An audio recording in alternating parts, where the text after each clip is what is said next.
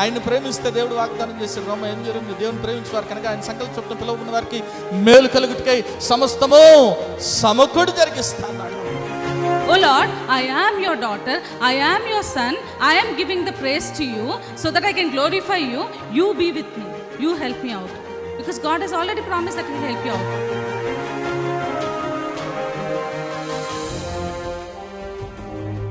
ఎన్నో మార్లు ఆయన తప్పులు చేస్తూ పాపము చేస్తూ నీకు విరోధంగా నడుస్తున్న మా కొరకు నాయన, అవిధేయులైన మా కొరకు ప్రభా నాయన తండ్రి, నీవు ఆ సెలవులో వెల చెల్లించావు కదా నాయన తండ్రి. నీవు నాయన మరణాన్ని జయించడం ద్వారా, సజీవుడు అవటం ద్వారా నాయన ప్రభా తండ్రి యేసయ్యా, మరి నాయన మేము ఈరోజు సజీవులుగా ఉన్నాం కదా తండ్రి.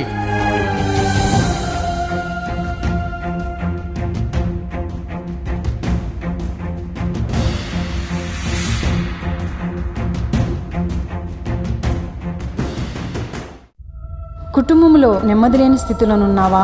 అప్పుల ఊబిలో కూరుకుపోయిన స్థితిలోనున్నావా? ఏ పని చేసినా విఫలమైపోతున్నావా? జీవితం లేని స్థితిలోనున్నావా?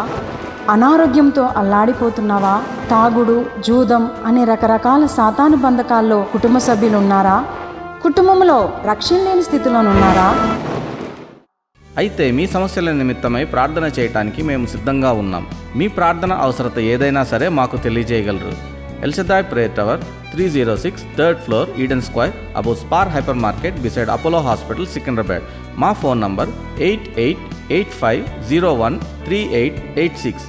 దేవుడు మీ ప్రతి అవసరతను క్రీస్తు యేసు మహదైశ్వర్యంలో తీర్చునుగాక. Praise lord. దేవునిలో ఉన్నాను. నిన్న నైట్ యాక్చువల్ అది 1:30కి మేము అక్కడ రోడ్ బ్లాక్ అయిపోయింది. ఆటో లిటరల్గా వాడు 10 feet కిందకి వెళ్ళాము, గ్రౌండ్ లెవెల్కి 10 feet కిందకి వెళ్ళాము. అది ఎన్డీఆర్ కాబట్టి లైక్ అది వెళ్ళగలిగాము. అది వేరే కార్ అయితే ఖచ్చితంగా కింద తగలటం అలా చాలా ప్రాబ్లం అయ్యేది. వెళ్ళిన తర్వాత కూడా అక్కడ 4 టన్నల్స్ ఉన్నాయి.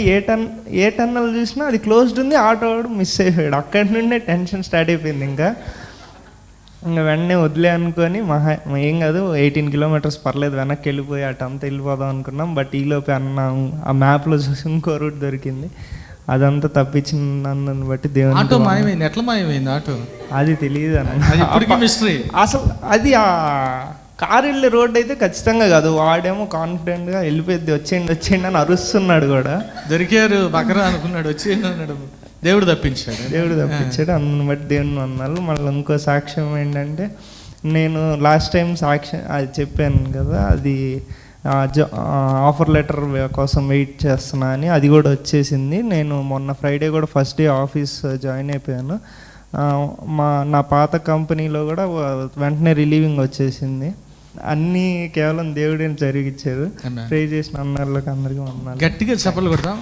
ఒక నిమిషం మైక్ పట్టుకో. లాస్ట్ జాబ్ ఎంత? సిటీసీ అది 4 దగ్గర 4 సిటీసీ 4 lakhs 4 LPA వెళ్ళిపోయాడా? 4 lakhs ఉన్నాడు ఇక్కడే. 4 LPA.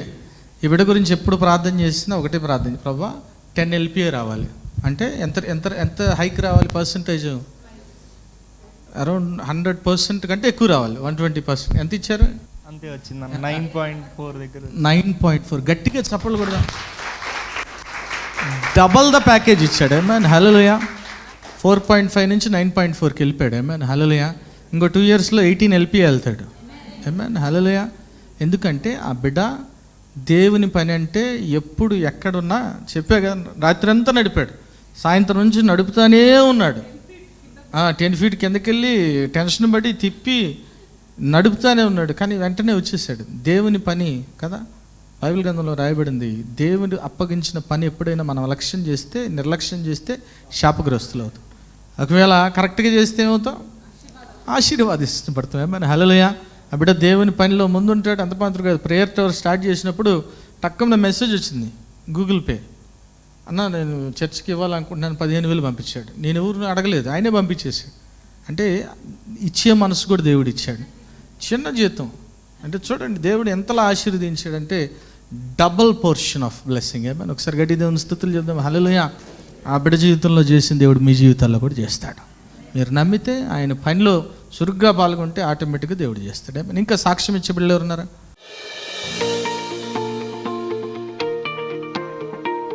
ముందుగా మీ అందరికీ పునరుత్థాన దినోత్సవ శుభాకాంక్షలు. ఆమేన్. Happy resurrection day.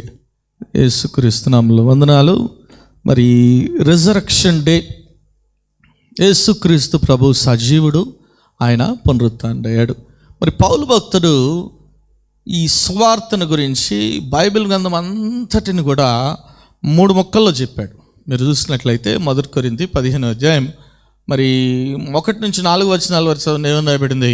మరియు సహోదరులారా, నేను మీకు ప్రకటించిన సువార్తను మీకు తెలియజేయుచున్నాను.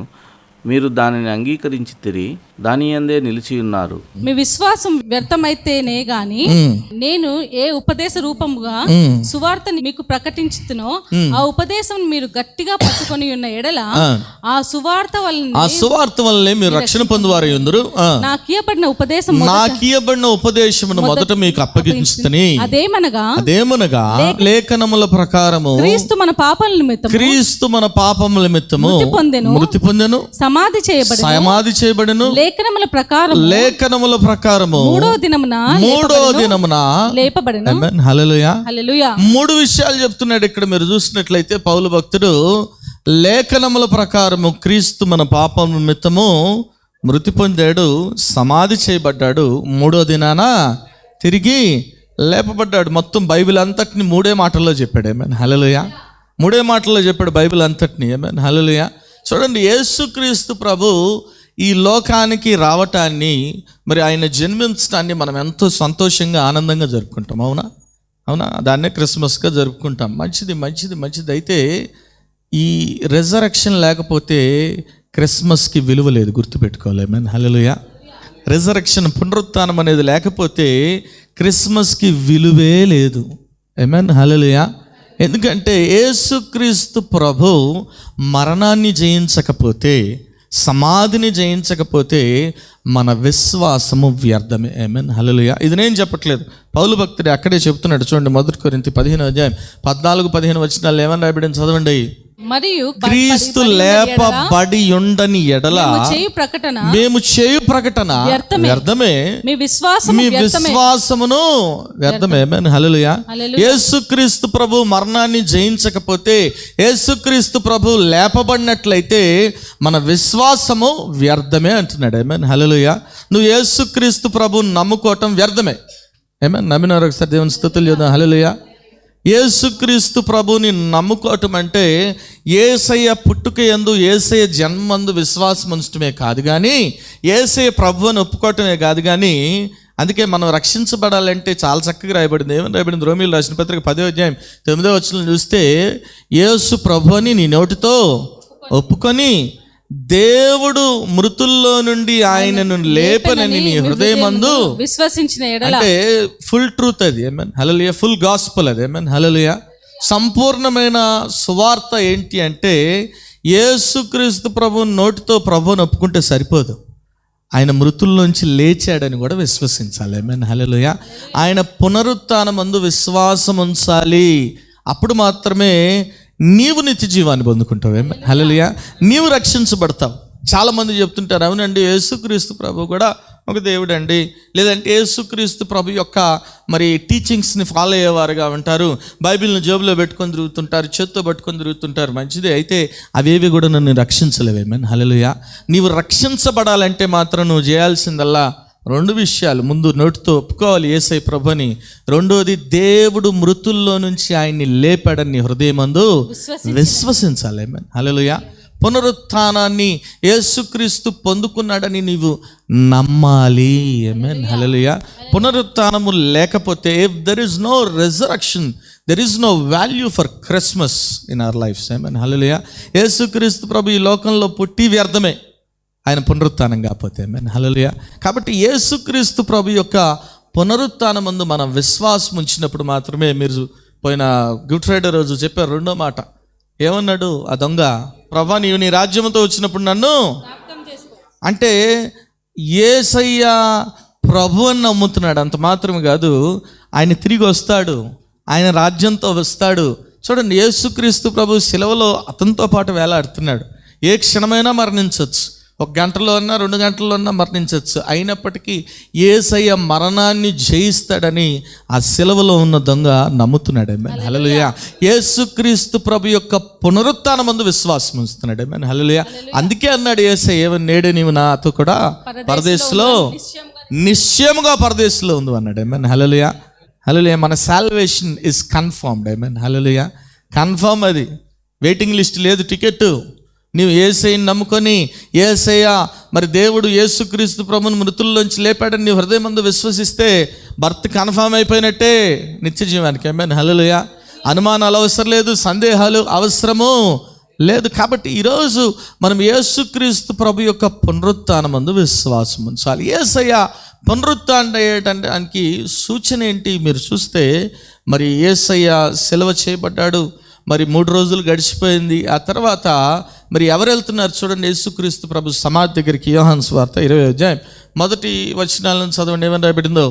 ఆదివారమున ఇంకా చీకటిగా ఉన్నప్పుడు మగ్దలేని మరియా పెందలకడే సమాధి యొద్దకు వచ్చి సమాధి మీద ఉండిన రాయి తీయబడి ఉండుట చూచెను. ఇక్కడ కూడా మగ్దలేని మరియా పెందల కడనే వెళ్తుందంట దేవుని సమాధి దగ్గరికి. ఎందుకంటే ఆమె యేసుక్రీస్తు ప్రభుని ఎంతగానో ప్రేమించింది. ఆమేన్ హల్లెలూయా.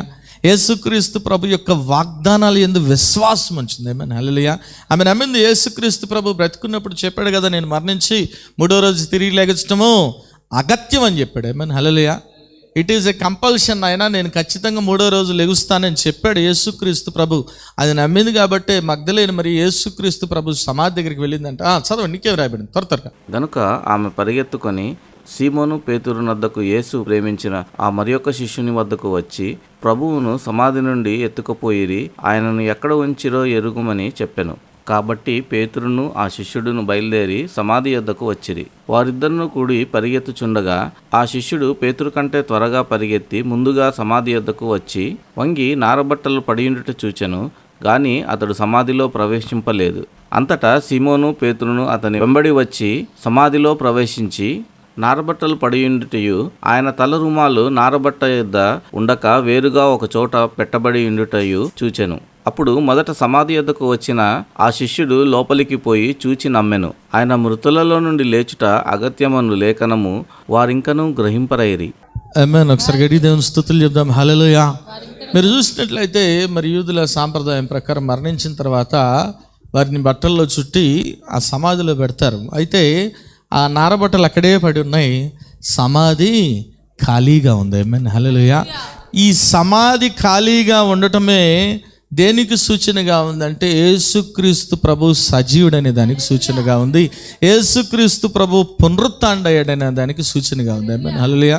వీరు యేసుక్రీస్తు ప్రభు సమాధి ఖాళీగా ఉండటం చూశారు, కానీ మరి ఈ లేఖనాల్ని గ్రహించలేని స్థితిలో ఉన్నారు. ఆమేన్ హల్లెలూయా. చాలామంది యేసుక్రీస్తు ప్రభుని లేఖనాల ద్వారా తెలుసుకోవాలని ప్రయత్నం చేస్తుంటారు. అవును, లేఖనాల ద్వారానే మనం యేసుక్రీస్తు ప్రభుని గుర్తిరగలం. అయితే అక్కడితో ఆగిపోకూడదు. ఎందుకంటే యేసుక్రీస్తు ప్రభుని లేఖనాల ద్వారా తెలుసుకున్న వారు యేసయ్యని నమ్మలేని స్థితిలో ఉన్నారు చాలామంది. ఆమేన్ హల్లెలూయా. శిష్యులు కూడా నమ్మలట్లేదు, లేఖనాలని వారు గ్రహించలేని స్థితిలో ఉన్నారు. ఆమేన్ హల్లెలూయా. యేసుక్రీస్తు ప్రభుని మనం పర్సనల్గా తెలుసుకోవాలి. We should have personal experience with Christ. ఆమేన్ హల్లెలూయా. పర్సనల్గా వాక్యం ద్వారానో లేఖనాల ద్వారానో కాదు, నీకు నువ్వుగా యేసయ్యని తెలుసుకోవాలి. ఆమేన్ హల్లెలూయా. అందుకే వారు లేఖనాల్ని గ్రహించలేని స్థితిలో ఉన్నారు కాబట్టి యేసుక్రీస్తు ప్రభు తన్ను తాను ప్రత్యక్షపరుచుకున్నాడు శిష్యుల ముందరికి. మీరు చూసినట్లయితే మరి లూకాసు వార్త 24వ అధ్యాయం 36వ వచనం చదవండి, ఏమని రాయబడింది. వారు ఇలాగు మాట్లాడుచుండగా ఆయన వారి మధ్య నిలిచి మీకు సమాధాన అవుగా కాని వారితో అనెను. అయితే వారు ఎందుకంటున్నాడు యేసుక్రీస్తు ప్రభు సమాధానం అవుగాక అని అంటే వారు ఆందోళనలో ఉన్నారు, భయంతో ఉన్నారు, వణికిపోతున్నారు. కాబట్టి ముందుగా యేసుక్రీస్తు ప్రభు వారిని దర్శించినప్పుడు ఏం చెప్తున్నాడు, నీకు సమాధానము అవును.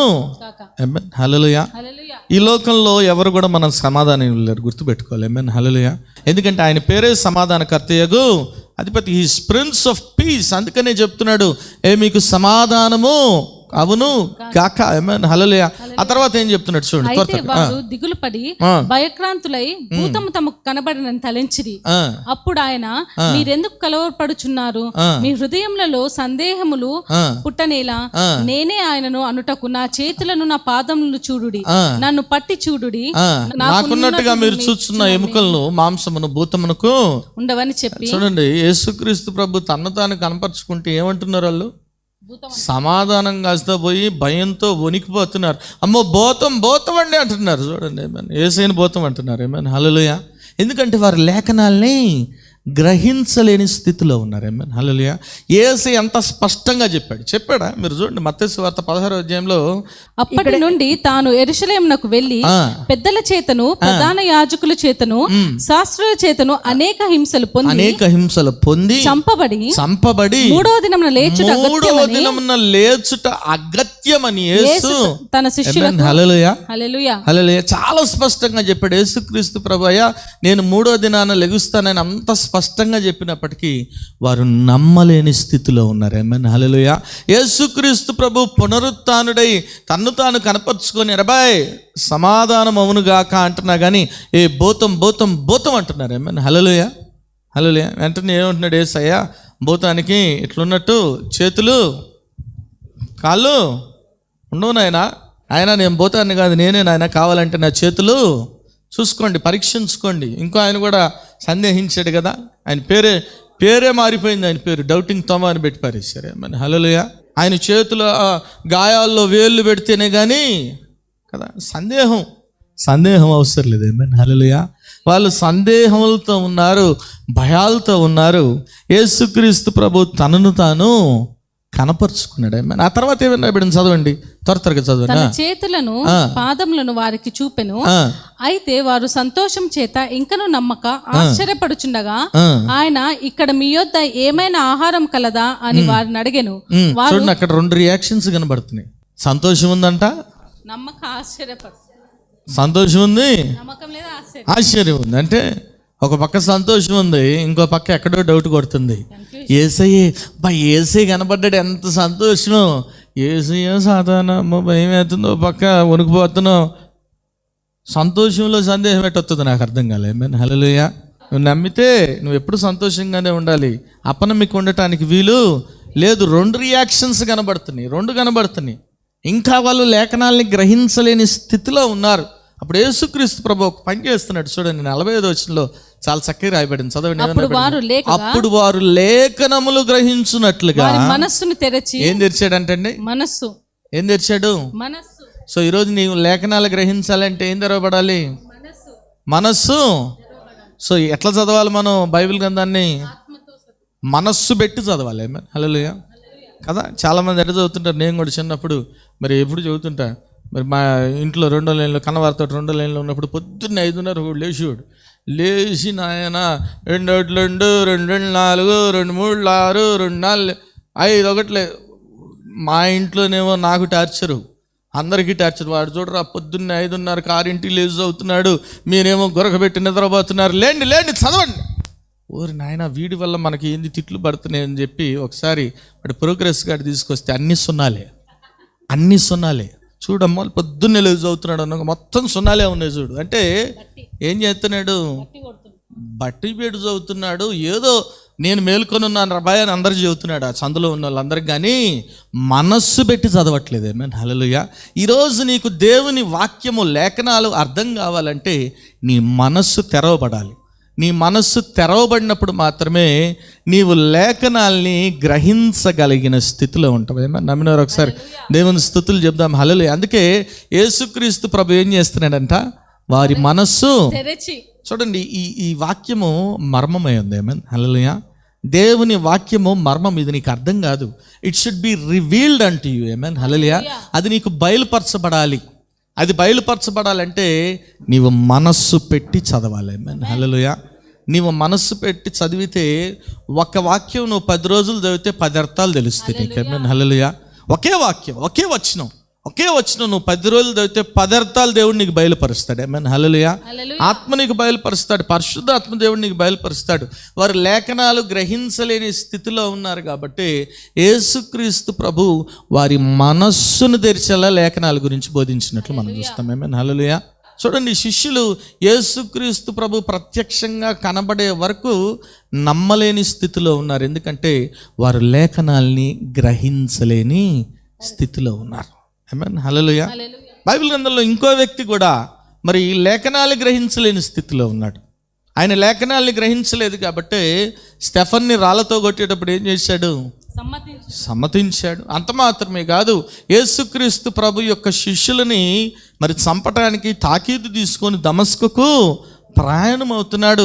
యేసయ్య దేవుడు కాదని ఆయన ఉద్దేశం, యేసయ్య క్రీస్తు కాడని ఆయన ఉద్దేశం, యేసయ్య రక్షకుడు కాడని ఆయన ఉద్దేశం, యేసయ్య మెస్సయ్య కాదని ఆయన ఉద్దేశం, యేసయ్య ఒక మోసగాడని అతనికి ఉద్దేశం. ఎందుకంటే చూడండి, అతను లేఖనాలన్నీ అవపోసన పట్టాడు. ఎక్కడ నేర్చుకున్నాడంటే అపోస్తల కార్యం 22వ అధ్యాయం 3వ వచనం చదవండి. ఏమని రాయబడింది? నేను కిలికియలోని తార్సులో పుట్టిన యూదుడును. అయితే ఈ పట్టణములో గమలీయేలు పాదముల యొద్ద పెరిగి మన పితరుల ధర్మశాస్త్ర సంబంధమగు నిష్ఠయందు శిక్షితుడనై మీరందరూ నేడు ఉన్న ప్రకారము దేవుని గూర్చి ఆసక్తుడై ఉండి. చూడండి, ధర్మశాస్త్రము ఒక నిష్ఠయందు శిక్షితుడనై గమలీయేలు పాదాల చెంత ఏం నేర్చుకున్నాడంటే ధర్మశాస్త్రాన్ని అంతా అవపోసన పట్టాడు. ఆమేన్, హల్లెలూయా.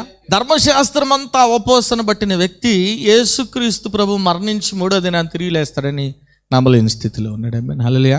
నమ్మలేదు కాబట్టి స్టెఫన్ని రాళ్ళతో కొట్టినప్పుడు సమ్మతించాడు. ఆమేన్, హల్లెలూయా. చూడండి, పాత నిబంధన గ్రంథంలో మరి ఇందాక చదివారు పాస్టర్ గారు, దావీదు భక్తుడు రాశాడు, ఆయన పరిశుద్ధిని కులుపట్టనీయమని చాలా స్పష్టంగా రాయబడింది. యేసయ్య వస్తాడు, 3వ దినాన్ని తిరిగి లేస్తాడు. ఆదికాండం 3వ అధ్యాయం 15వ వచనంలోనే మరణాన్ని తొక్కుతాడు, మరి తల మీద తంతాడు. ఇవన్నీ రాయబడి ఉన్నాయి. అయితే అవేవి యెషయా గ్రంథం 53వ అధ్యాయం చూస్తే ఆయన దీర్ఘాయుష్మంతుడని రాయబడింది, అవుతాడని 10వ వచనంలో కదా. ఆయన మరణాన్ని చేస్తే ఇవన్నీ రాయబడినా ఏవి కూడా నమ్మలేని స్థితిలో ఉన్నాడు పౌలు గారు. ఆమేన్, హల్లెలూయా. హల్లెలూయా. అందుకే ఒక చోట అంటాడు పౌలు భక్తుడు, ఏమంటాడు చూడండి, ఫిలిప్పీయులకు రాసిన పత్రిక 3వ అధ్యాయం 5వ వచనం చదవండి. ఏమని రాయబడింది? 8 దినములు సున్నతి పొంది తిని ఇశ్రాయేలు వంశస్థుడైన వంశపువాడనై బెన్యామీను గోత్రంలో పుట్టి హెబ్రీయుల సంతానమైన హెబ్రీయుడినై ధర్మశాస్త్ర విషయం పరిశీలనై ఆసక్తి విషయం సంఘమును హింసించువాడినై ధర్మశాస్త్రం వాళ్ళని నీతి విషయం ఎన్ని డిగ్రీలు చదువుతున్నాడు? ఆమేన్, హల్లెలూయా. బిఏ, ఎంఏ, పిహెచ్డి, ఎంఫిల్ చేశాను, డాక్టరేట్ అంటే ఇవన్నీ చదువుతున్నాడయ్యా. నేను బెన్యామీను వంశంలో పుట్టాను, 8వ రోజు సున్నతి తీసుకున్నాను, ధర్మశాస్త్ర విషయంలో నేను అనిందుడిగా ఉన్నాను, మరి చాలా నిష్ఠతో బ్రతికాను, నిష్ఠగా ఉన్నాను, లేఖనాలన్నీ నాకు తెలుసు, ధర్మశాస్త్రం అంతా తెలుసు. అయితే ఏమంటున్నాడు ఆ తర్వాత వచనాలు? ఏవేవి నాకు లాభకరములై ఉండునో వాటిని క్రీస్తు నిమిత్తము నష్టముగా ఎంచుకుంటున్నాను. ఏమంటున్నాడండి? హల్లెలూయా. వీటిని క్రీస్తు నిమిత్తము, ఎందుకంటే ఇవేవి కూడా ఆయనకు యేసుక్రీస్తు ప్రభువుని బయలుపరచలేదు. ఆమేన్, హల్లెలూయా. ఇవేవి కూడా యేసుక్రీస్తు ప్రభు దేవుడని తెలుసుకోలేకపోయాడు. ఆమేన్, హల్లెలూయా. లేఖనాలు అంత పరిశోధించినా కానీ యేసయ్య దేవుడని తెలుసుకోలేకపోయాడు కాబట్టి వీటన్నిటిని ఏమంటున్నాడు? నేను నష్టంగా ఎంచుకున్నా అంటున్నాడు. ఆమేన్, హల్లెలూయా. అందుకే ఏమంటున్నాడు? 8, 9 వచనాలు 10 వచనాలు చదవండి. నిశ్చయముగా నా ప్రభువైన యేసుక్రీస్తును గూర్చిన అతి శ్రేష్టమైన జ్ఞానము నిమిత్తమై సమస్తమును నష్టముగా ఎంచుకొనుచున్నాను. హల్లెలూయా, హల్లెలూయా. యేసుక్రీస్తు ప్రభు గురించిన అతి శ్రేష్టమైన జ్ఞానం నిమిత్తమై ఇవన్నీ కూడా నష్టమయ్యా, ఇవన్నీ వేస్ట్. నేను ధర్మశాస్త్రం పాటించడంలో పరిచయుడిగా ఉన్నాను, నేను అనిందుడిగా ఉన్నాను, కానీ ఇవన్నీ కూడా వేస్ట్ వేస్ట్ వేస్ట్. ఎందుకంటే ఇవేవి కూడా యేసుక్రీస్తు ప్రభు అని తెలియపరచలేకపోయినాయి పౌలు భక్తుడికి. ఏమైనా హల్లెలూయా. తెలియపరచలేకపోయినాయి కాబట్టి సంఘాన్ని హింసించడంలో ఆసక్తి చూపిస్తున్నాడు. యేసయ్య శిష్యుల్ని హింసించడంలో ఆసక్తిని చూపిస్తున్నాడు. ఏమన్నా హల్లెలూయా. అంత మాత్రం కాదు, ఇంకేం రాబడింది చదువు. క్రీస్తును సంపాదించుకుని ధర్మశాస్త్రం మూలమైన నా నీతిని గాని నీతిని గాక క్రీస్తునందల విశ్వాసమైన నీతి అనగా విశ్వాసం బట్టి దేవుడు అనుగ్రహించి నీతి గలవాడిని ఆయనందు అగపడు నిమిత్తము ఏ విధము చేతనైనను ఆ. మృతులలో నుండి నాకు పునరుద్ధానము మృతులలో నుండి నాకు పునరుత్థానము కలగవలనని ఆయన మరణ విషయములో సమానుభవమును గలవాడనే ఆయనను ఆయన పునరుత్థాన బలమును ఎరుగు నిమిత్తము ఆయన శ్రమల్లో పాలువాడినటువంటి ఎట్టిదో ఎరుగు నిమిత్తము సమస్తమును నష్టపరుచుకుని వాటిని పెంటతో సమానముగా ఎంచుకొని ఆమేన్. హల్లెలూయా. హల్లెలూయా. అతను పొందుకున్న డిగ్రీలు, అతను పొందుకున్న జ్ఞానాన్ని అంతా కూడా పెంటతో ఎంచుకుంటాడంటే. ఆమేన్. హల్లెలూయా. ఏం కోరుకుంటున్నాడంటే I should experience the power of resurrection అంటున్నాడు. ఆమేన్. హల్లెలూయా.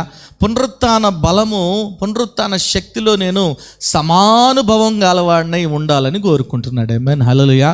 ఈరోజు మనం అందరం కూడా పునరుత్థాన బలాన్ని పొందుకునే వారంగా ఉండాలి, పునరుత్థాన శక్తిని పొందుకునే వారంగా ఉండాలి. ఆమేన్. హల్లెలూయా.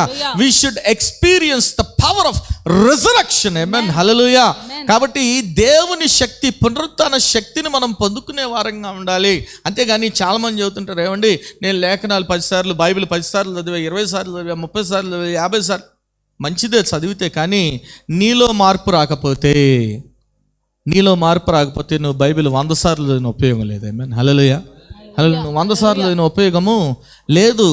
నీవు యేసుక్రీస్తు ప్రభుని పర్సనల్గా తెలుసుకోవాలి. ఆమేన్. హల్లెలూయా. నీవు ఆయనను ఎరగాలి, ఆయన పునరుత్థాన శక్తిని ఎరగాలి, ఆయన పునరుత్థాన బలాన్ని నువ్వు పొందుకోవాలి. ఆమేన్. హల్లెలూయా.